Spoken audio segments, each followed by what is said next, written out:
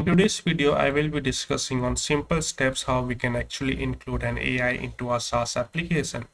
Now, we all know about how AI has been impacting businesses and people nowadays. People, startups, companies are moving towards AI-driven technologies. So it's better we should also include some kind of, AI feature inside our application. So just for you, this is a blog that I have been posted on my channel.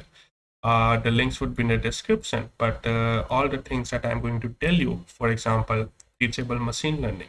It's a very easy tool which is provided by Google itself and allows you to create AI models for uh, image recognition. Then it is like post detection, voice recording, all kind of things just by simple manual interface.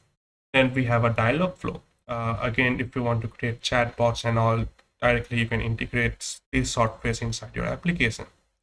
Then we have TensorFlow. Now, TensorFlow is something which you require if you want to code or you want to make the use of pre-existing libraries out there.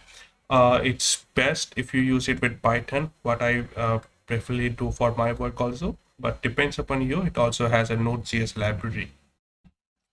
And again, we have something called as OpenAI. Now, OpenAI, as you all know, it's what it's been powered to ChatGPT, dall-e, and wall-e. So Microsoft been spending too much of cost billions of dollars inside the AI. So obviously, you can go and have a key, and there are a lot of things you can check with OpenAI itself.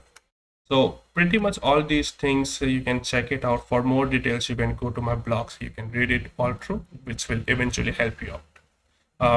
Thank you for watching. If you like the video, please give it a thumbs up. We will be coming with such videos more in the future.